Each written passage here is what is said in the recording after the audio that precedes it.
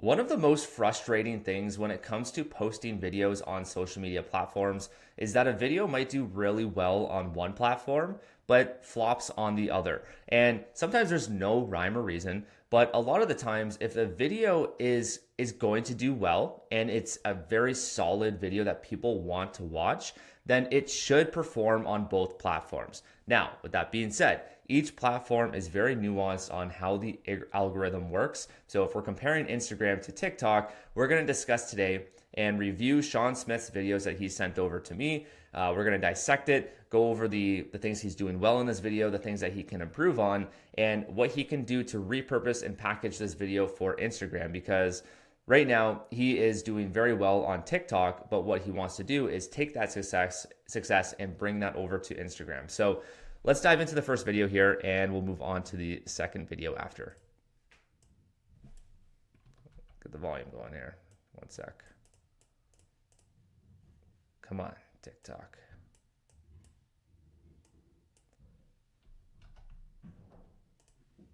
That I see, they don't teach this shit in school because this is the most common mistake that I see mom and pop real estate investors make every single day. So if you know someone who has a rental property or basement apartment, you're going to want to send them this video. I'm going to show you how this person got back $200,000 in mortgage payments just by adding a HELOC to their primary residence. Let me show you. The average landlord will take the rental income and make the mortgage payment on the rental property. Now that seems logical, but that's a big mistake. I'm going to show you how making a different move can actually pay off your mortgage 5 years early and get you back $210,000 in mortgage payments. So before I go on here, I'm just going to make some notes along the way. I love he already has a mini call to action here that's subtle. And it was at the beginning where he mentions to send this to their friends and family if they own a rental property. The one thing I would tweak on that is maybe bring that over right after you've illustrated something simple. So you're giving them like an idea of what this is versus like if you bring it to the beginning, that's cool. You may not get as many people sending this video to other people because they haven't watched it yet. They're not going to send it until they know, okay, there's value in this video. So if you can bring that out until a bit later in the video, I would imagine you're going to get more shares on your video doing it that way. $100,000 in mortgage payments just by adding a HELOC to their primary residence. Let me show you. The average landlord will take the rental income and make the mortgage payment on the rental property. Now that seems logical, but that's a big mistake. I'm going to show you how making a different move can actually pay off your mortgage 5 years early and get you back $210,000 in mortgage payments. So you're going to take the rental income and you're going to apply it as a prepayment to the mortgage on your primary residence. This is in addition to the mortgage payment you're already making. This mortgage gets paid off very quickly. Now, you need to make the mortgage payment on this rental property. So you borrow from a home equity line of credit attached to the home to make the mortgage payment, property tax, and other expenses. Now, this line of credit grows pretty quickly, and you can claim the interest against your total income, even from your job. And because of that, you get back tax refunds every single year. And you take those tax refunds and you pay down this mortgage even faster. This accelerates the mortgage pay down here, including paying down this debt. And in this case, this person paid 5 years off early and saved $210,000.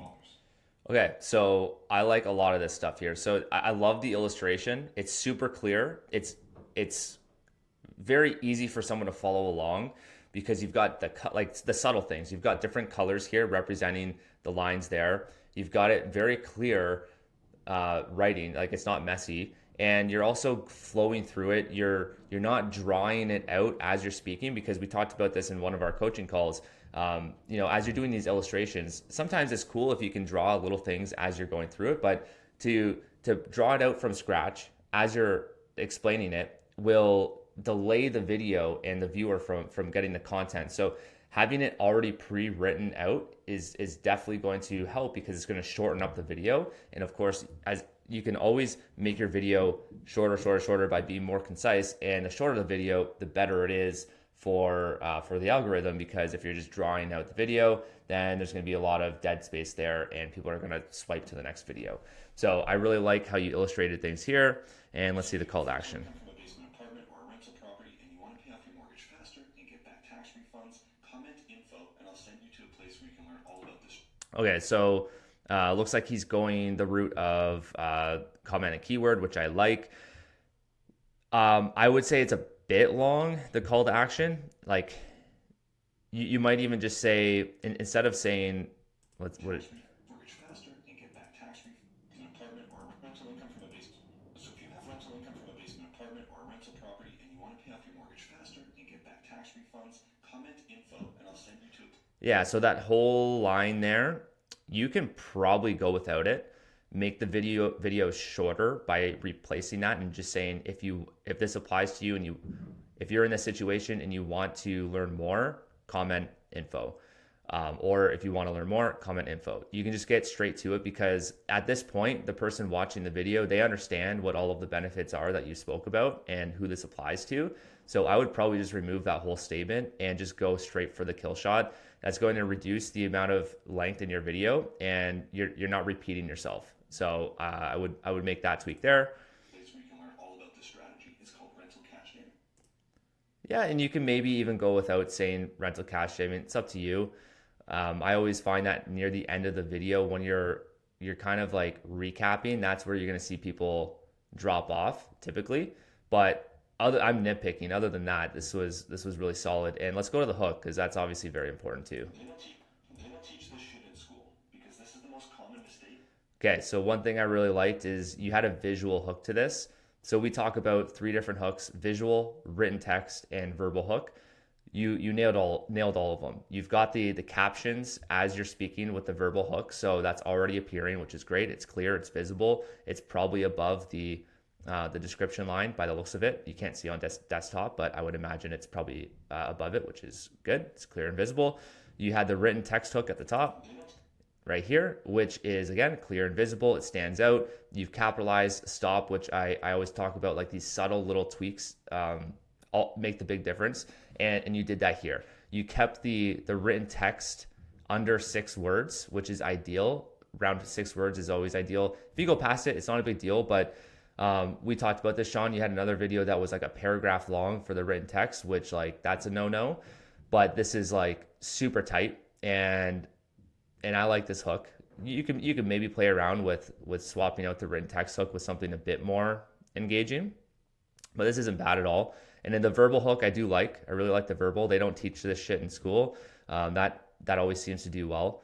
And what I really like is the visual hook. You kind of like hinted at a little at your board over here that you're going to illustrate something, which doing that and flipping it over to you, like you did like a little panorama, like very subtle, but that I would imagine is the reason why this video outperformed this one.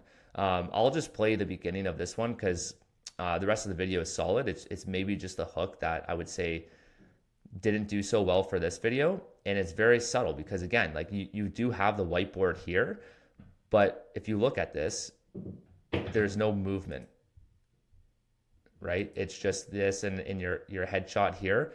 What you did with this was you had some subtle movement there, like, and you pointed to it. You're like, hey, I'm gonna be presenting something here. That's kind of what you're telling the viewer, and I think that's probably why this one did a lot better. And also the hook is better. This is a bit confusing to me. Turn your mortgage into $1 million. To me, I know what the Smith maneuver is, but the average person doesn't. So they're probably reading that like, I don't want to turn my 500K into $1 million. That's probably what a lot of people are thinking when they read that. So I think that's probably why this one didn't do as well, because the verbal hook is the same, I think. Yeah, the verbal hook's the same, so that's not going to be the difference maker. It's going to come down to the written text hook, which again, I think that's the issue here. And if you want to go like super crazy, the visual hook definitely helped on the last video here. So what can we do to have this video do well on Instagram? So we talked about bringing that call to action into a shorter amount of time near the end, which is going to help with the average watch time. That's all Instagram cares about right now is average watch time. And the next thing they look for is the amount of shares. So bringing that shares call to action, after you've started illustrating something here, so the person watching understands that there is some value here, and that's when they'll be like, oh, I got to send this to my cousin who owns a rental property. That's going to outperform you're going to get more shares doing it that way versus the other way around. And when you do go to post this on Instagram, this is very key. Make sure you generate, like, let's just say you're just taking this, you're downloading it from TikTok. You want to go to Insta Snap, so that way you can remove the watermarks. So you're going to copy the link on this, go to Insta Snap, remove the watermarks. If you have this edited in a third-party app, that's even more ideal, because then you're not reducing the quality going to Insta Snap. So whatever the case is, grab it from here or your third-party app. Then when you go to post it in Instagram, even if you already have the captions generated from the last video, like whether it's from TikTok or whether it's from like whatever editor you use, make sure you put the captions from Instagram on the video still. So what I mean by that is, let's just say you already have the captions here. Go in Instagram, when you're about to post the video, generate the captions in the app and bring it down off page. So that way the algorithm still understands what your video is about, because it's going to read from those captions and it helps it disperse the video to the right audience. And that's what a lot of people miss, is they're like, oh, I already have captions, I don't need to generate the captions within the app. But you do. It helps with the algorithm pushing it to the right person. So that's number one. Number two is the written description of the video. I haven't even looked at it yet. Okay, so cool. You've got another hook here, which I always like. I always like to have another hook there. If you're going to do a call to action for a keyword for emails, try playing around with putting that in here. So you could even just say comment info for more info, or for whatever you're giving, right? Comment info for X. Have that in there, and that's going to, you'd be surprised how well that works, because people are going to comment on it before they even see the call to action, because not everyone's going to make it to the end of the video here for that call to action. If they make it halfway here and for whatever reason they're about to swipe, but they're like, oh, I'm going to comment info here so I can have that for later, you're going to get more people commenting. And the more people commenting on that video on Instagram, the better that video performs. So again, preference is average watch time is what Instagram looks at first, then shares, then comments and likes. Other than that, hashtags are, I don't want to say they're irrelevant, but they don't really make or break the video, but definitely have some in there. This is cool. Yeah, mortgage, real estate investing, mortgage strategy, rental cash damming. Yeah, so you can play around by like maybe taking out mortgage strategy and put in investing, or like look at the hashtags I use. It's not like super important, but having 3 generalized and broader hooks with 2 narrower hooks definitely helps. That was like my framework, and it just helps with the algorithm understanding who this video is for. So yeah, good stuff, man. Other than that, music isn't really too important. You can play around with adding music in the background, but that's not going to make or break your video. Give this a rip. Post it on Instagram, see how it does, and we'll report back. Cheers.